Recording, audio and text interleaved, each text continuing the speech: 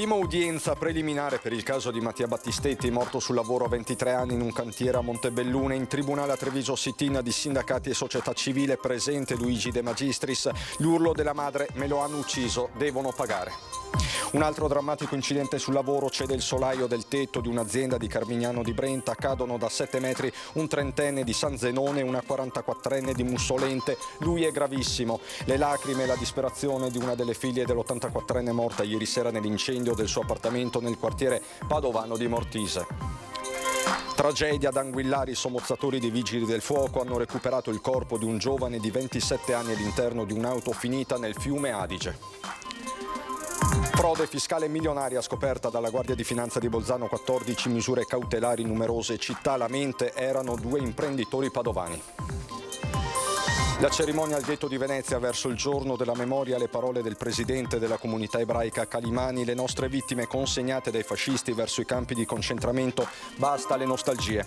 Un vertiporto a Chioggia, il primo del Veneto, si inserisce nel progetto di collegare in maniera rapida e sostenibile l'aeroporto Marco Polo con il territorio lagunare tramite droni elettrici. 200 artisti e 1000 spettacoli diffusi tra laguna, terraferma e Mestre. È il Carnevale di Venezia 2023. La parola chiave è segno.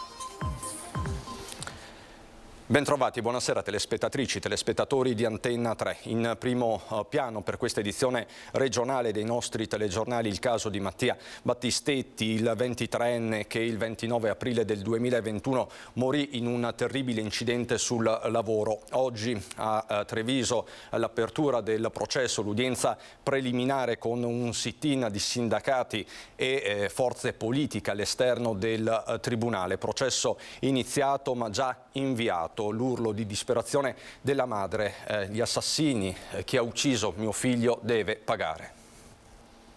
Che una mamma sia qua in tribunale perché hanno ucciso suo figlio sul lavoro. Devono pagare queste persone, devono pagare, basta! La tensione accumulata soprattutto nelle ultime settimane, forse un po' di delusione per un rinvio al 3 marzo che, per quanto nell'aria, porta ad allungare i tempi. C'è tutto questo nello sfogo di Monica Michelin all'uscita del Tribunale di Treviso, dove si è aperta l'udienza preliminare con 6 imputati per la morte del figlio, il 23enne Mattia Battistetti. Era il 29 aprile 2021 quando 15 quintali di impalcature lo travolsero in un cantiere di via Magellano a Montebelluna. Sotto accusa c'è il gancio della gru dove il carico era sospeso prima dell'impatto letale. Sarebbe stato usurato, non manutentato, una delle ipotesi. Fuori dall'aula il sit-in di partiti, sindacati, società civile. Dentro, davanti al GUP, 5 le costituzioni di parte civile per un totale di 2 milioni di euro, oltre ai familiari anche quelle di Amnil, l'associazione Chico Mendes, i sindacati CGL e CISL. È stata un'udienza assolutamente interlocutoria, ce l'aspettavamo. C'erano più costituzioni e quindi bisogna dar modo alle controparti di leggerle e fare le loro eccezioni. Vedremo cosa succederà il 3 marzo. Presente l'amico di Mattia, Arben, parte offesa nel processo parallelo per lesioni che sarà unificato a quello principale. Era con lui al momento della tragedia. Parte del carico lo sfiorò sulla spalla. La prognosi fu di 90 giorni, ma la ferita più profonda resta nell'anima. So solo io quello che ho visto là, quel momento là. Ho tutti i ricordi di lui, ogni giorno, ogni sera, che ho visto anche il mio ultimo.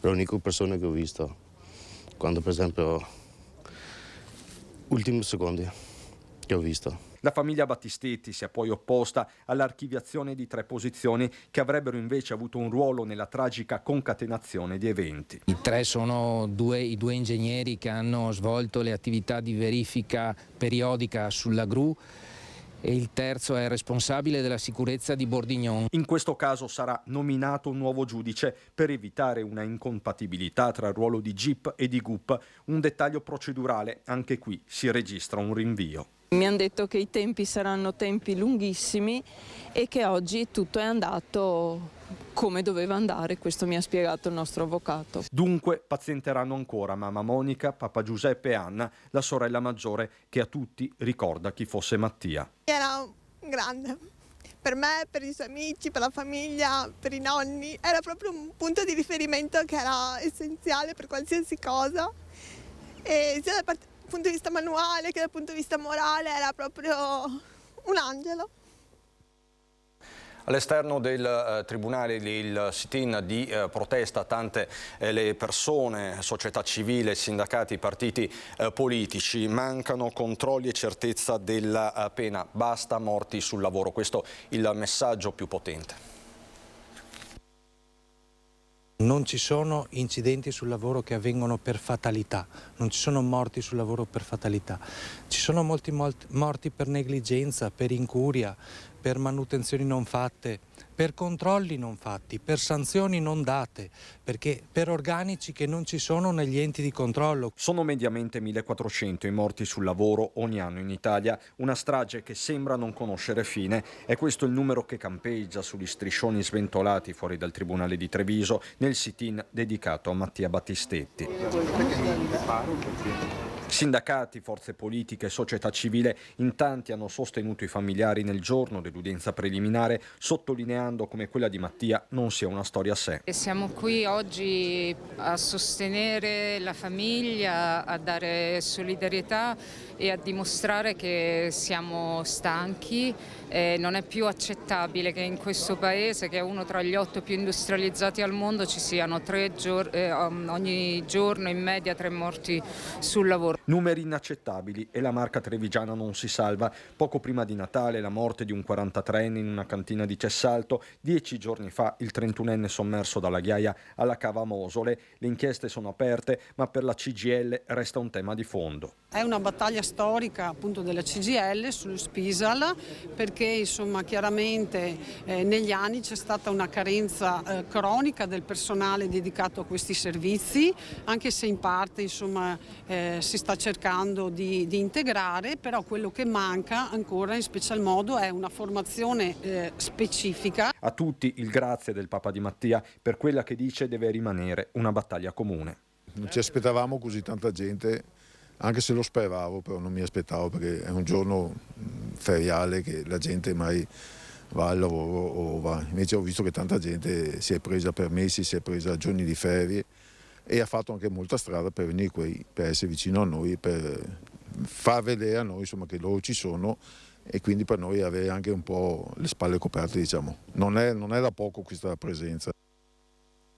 Al presidio c'era anche Luigi De Magistris, ex magistrato, sindaco di Napoli e attuale leader. Che sono omicidi e la responsabilità non è solo di chi si è reso autore di un omicidio, e questo sarà la magistratura ovviamente a stabilirlo nella sua autonomia e indipendenza, ma sono responsabili quantomeno moralmente e politicamente anche tutti quei politici che in Parlamento in questi anni hanno smantellato i diritti, la protezione dei diritti, hanno mortificato l'articolo 1 della Costituzione che mette il diritto al lavoro al primo posto, hanno cancellato l'articolo 18, l'alternanza scuola-lavoro, il Job Act, sempre perché il denaro deve venire prima delle persone. Oggi invece credo che queste persone testimoniano una solidarietà a Mattia, alla sua famiglia, ma anche una lotta per i diritti, per evitare che continuino ad accadere questi omicidi. Poi ci vogliono più ispettori che controllano i cantieri, ci vogliono pene più esemplari, leggi più severe, e credo che per questo tante persone continuano a lottare e non si piegano. E chi li fa i controlli?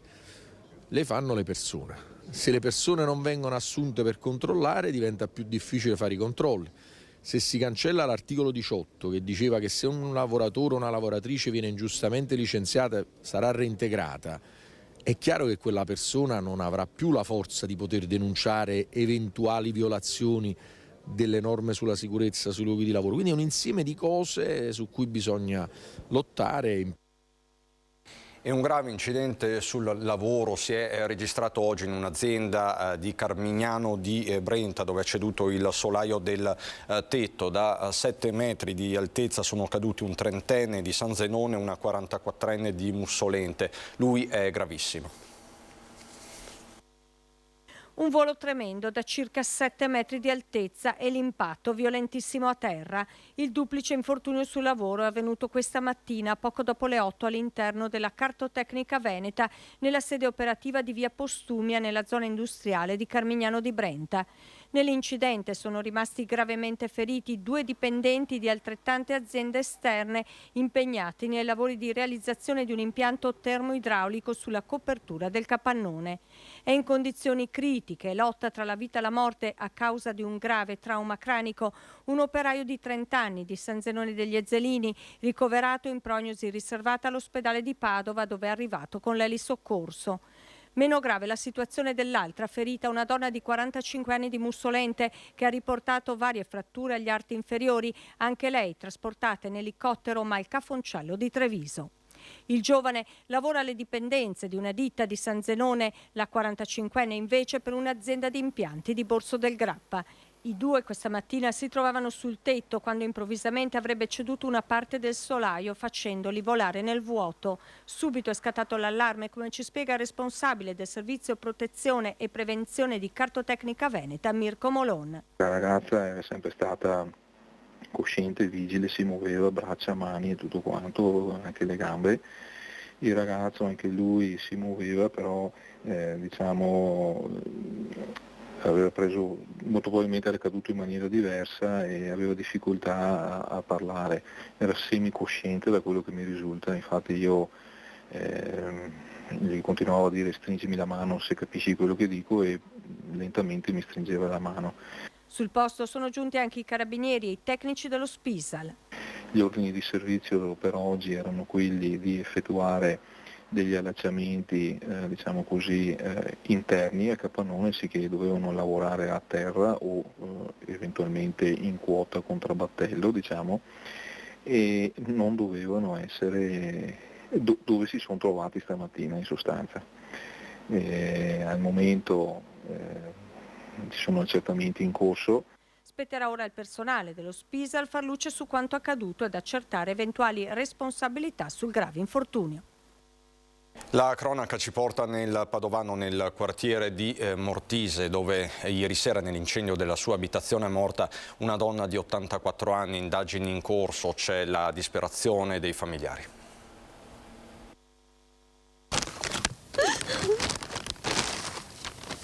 Ha trovato le sue cose. Cos'è questo? Un giubbotto del papà. Oddio. È Marta, una delle due figlie di Angelina Favaro, l'anziana 84enne morta nel rogo del suo appartamento ieri sera, soffocata dal fumo che in pochi minuti ne aveva invaso i locali, a cercare di raccogliere gli ultimi affetti della mamma, ricordi di una vita bruciati che giacciono a terra intrisi dell'odore acre di ciò che ne rimane. Angelina ha cercato di chiudersi in bagno per sfuggire alle fiamme e lì è rimasta intrappolata. Negli ultimi istanti ha chiamato una figlia, la sorella di Marta, cercando la salvezza. I vicini hanno provato a salvarla, racconta Marta. I signori che erano qua prima mi hanno detto sì che hanno cercato di buttare giù la porta, di fare qualcosa, perché insomma si vedevano le fiamme uscire dalla porta, quindi quello che hanno potuto fare hanno fatto, però una vita proprio. Quando i pompieri sono riusciti ad entrare, dopo aver aperto un varco nella porta, hanno trovato l'anziana donna ancora viva, morirà poco dopo il trasporto in ospedale.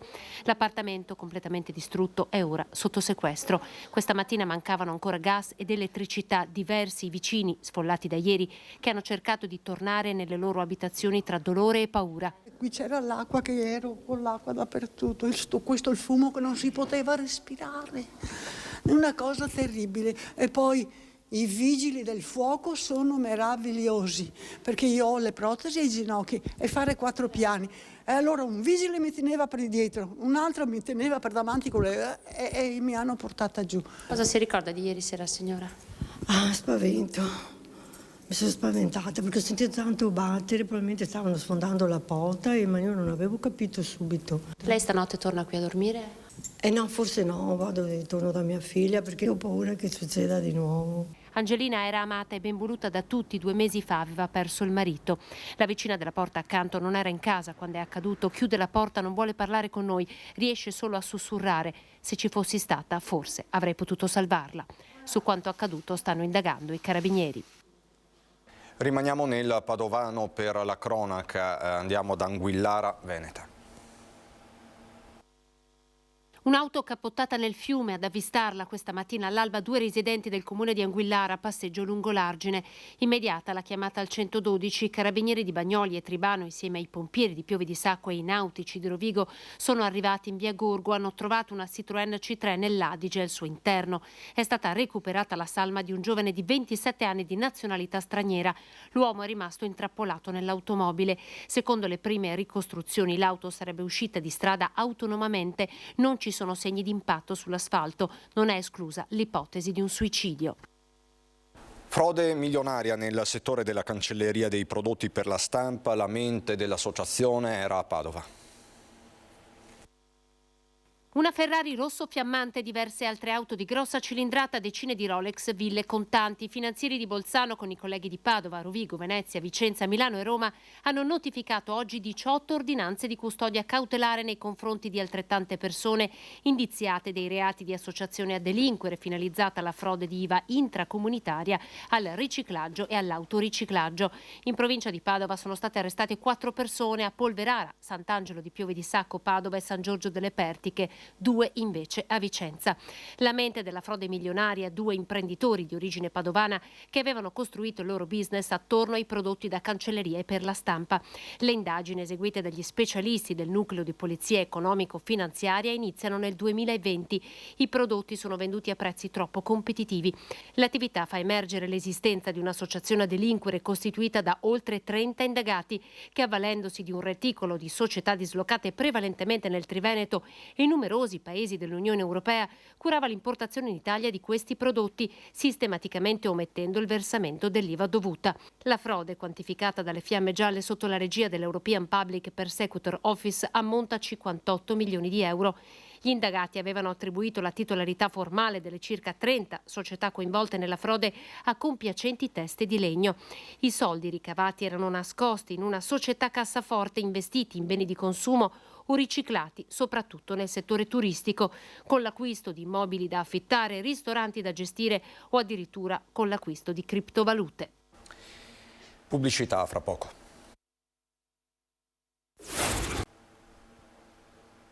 Di nuovo in studio per parlare delle celebrazioni della giornata della memoria che a Venezia sono state scandite da un duro intervento contro il fascismo del presidente della comunità ebraica Dario Calimani. Io non riesco a guardare e a leggere questi 246 nomi senza chiedermi perché, senza chiedermi come e senza chiedermi chi. Non sono morti per una zaffata di vento, non sono morti di raffreddore, sono morti sterminati. Da chi? Dal fascismo. 254 ebrei veneziani furono deportati nei campi di sterminio nazifascisti durante la Seconda Guerra Mondiale. Solo 8 persone sopravvissero.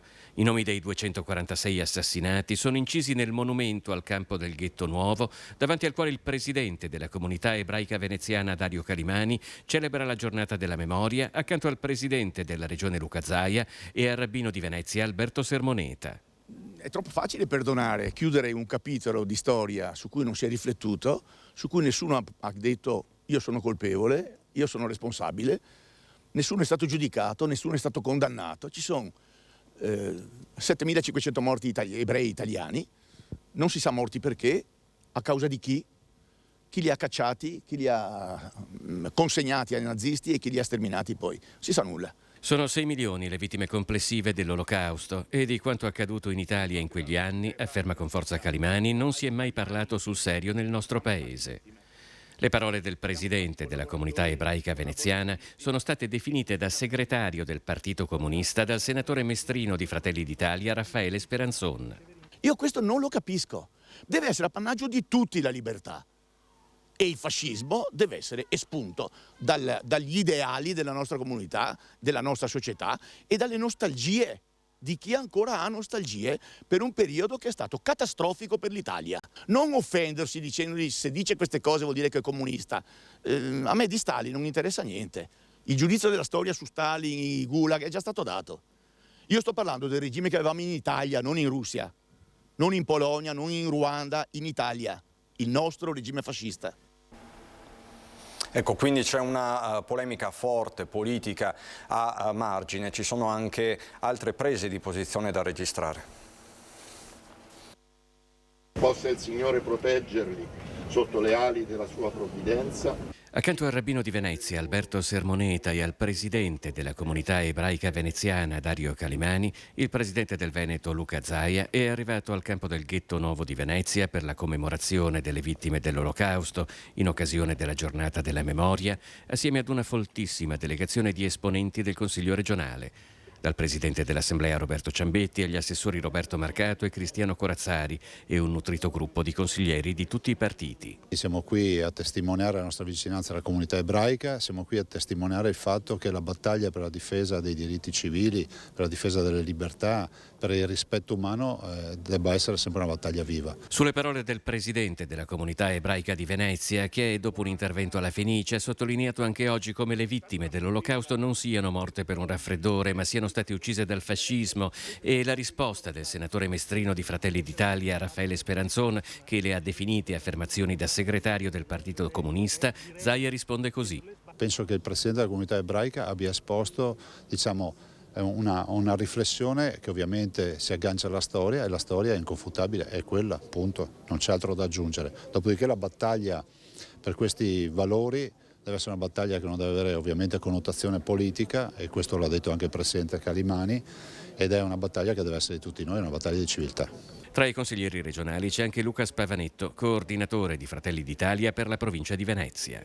Penso che parli quello che noi facciamo quotidianamente nelle amministrazioni, quindi in Consiglio regionale, in Città metropolitana e nei comuni che amministriamo. Con la comunità ebraica non ci sono mai stati problemi da parte dei nostri amministratori, da parte di chi governa. Rispondiamo per le azioni che noi facciamo, non abbiamo pregiudizi e le polemiche sono inutili, soprattutto in questi giorni. A Chioggia ora, dove potrebbe arrivare il primo vertiporto del Veneto. Si chiama Vertiporto, sarà il posto in cui persone e merci voleranno a bordo dei droni. Sarà Chioggia ad ospitare il primo vertiporto del Veneto. E noi potremmo essere già pronti con il primo volo nel fine 2024, inizio 2025, però bisogna ovviamente creare l'infrastruttura. Progetto del costo variabile tra i 5 e i 10 milioni di euro, 3 gli anni d'attesa per la realizzazione dell'iter e del primo volo che, è il caso di dire, decollerà in concomitanza con le Olimpiadi di Cortina. Iter con la partecipazione naturalmente di ENAC, SAVE, sviluppatori e operatori del volo con droni, e già nel piano regionale dei trasporti del Veneto. Ovviamente poi Cortina e le Olimpiadi del 2026 sono una vetrina a livello mondiale dove tutti i progetti relativi alla mobilità devono trovare la loro attuazione. I droni di grandi dimensioni per il trasporto di persone, al pari dei più piccoli per le merci, saranno a propulsione interamente elettrica. Obiettivo: ridurre sia il traffico su strada che acqueo. Pensiamo alle situazioni critiche, pensiamo ad esempio al trasporto di materiali sanitari, ecco, la possibilità di spostarsi rapidamente magari da un'isola all'altra o magari evitando aree altamente trafficate, spostare materiale sanitario, organi, può essere letteralmente una soluzione che salva vite umane. Secondo il progetto, l'aeroporto di Tessera ospiterà 2 vertiporti, il primo nell'area landside destinato ai collegamenti con il nord-est, il secondo nell'area airside per la zona lagunare con tutte le sue isole. Che avere la mente aperta, guardare al futuro e avere una visione alla fine ti porta anche delle grandi soddisfazioni. Da Chioggia ritorniamo a Venezia per parlare di Carnevale dell'edizione 2023. Prenditi il tuo tempo per scoprire il tuo segno originale per un Carnevale 2023 che chiede a tutti di non essere semplici spettatori, ma protagonisti. Sono queste le parole chiave del Carnevale di Venezia che dal 4 al 21 febbraio animerà l'intera città d'acqua e di terraferma. La kermesse è stata presentata oggi a Ca' Farsetti dal sindaco Luigi Brugnaro con il direttore Massimo Checchetto, gli assessori Venturini e Mar, il consigliere Giusto e il presidente di Vera Rosa Salva con tutto il suo team. Più coinvolgente è il Carnevale, più ci si diverte. Il Carnevale di Venezia è sicuramente uno dei più belli del mondo e in una città straordinaria. Il tema è prenditi del tempo, il tuo tempo, in questi tempi, per venire al Carnevale di Venezia e portare il tuo segno originale, quello che ti senti dentro, che può essere il tuo segno distintivo, in questo caso lo zodiaco, oppure qualcosa di cui hai passione, hai desiderio, con creatività. Protagoniste del Carnevale le Marie, con la rassegna che è anche un grande indotto economico per la città. Il Carnevale da sempre è l'inizio della stagione per la città, una stagione turistica importante come lo scorso anno, e vuole quindi dare anche all'intonazione di questa stagione turistica. E questo Carnevale punta sulla qualità, punta sulla meraviglia, punta sulla bellezza, punta sull'eleganza, e quindi anche la scelta di distribuire sul territorio il più possibile gli eventi, evitando grandi concentrazioni in solo alcune giornate, proprio nel senso di garantire un turismo più sostenibile ma anche una maggior qualità. La novità è la sfilata anche a Mestre e il rafforzamento di quello che è il Carnival Street Show durante i sabati e le domeniche di Carnevale e tutta la settimana grassa. Il nostro obiettivo è di coinvolgere sempre di più la popolazione, di non essere un carnevale visto ma di essere un carnevale partecipato. Dal Veneto è tutto anche per questa edizione, vi lascio le previsioni del tempo, buona serata.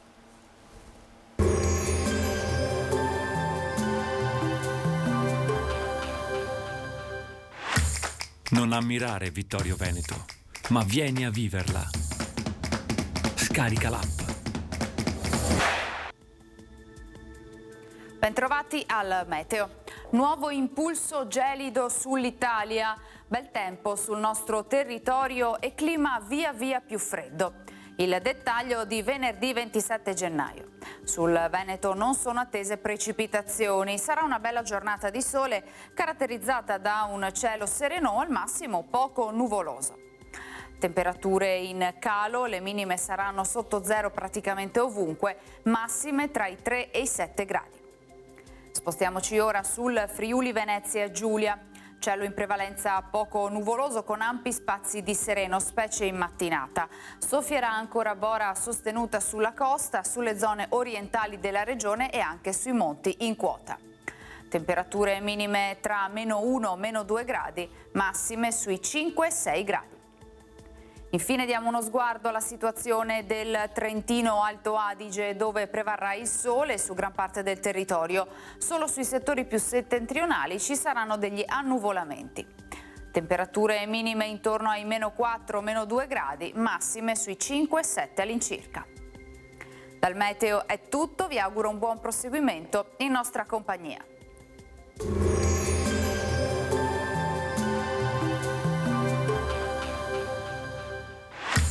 Non ammirare Vittorio Veneto, ma vieni a viverla.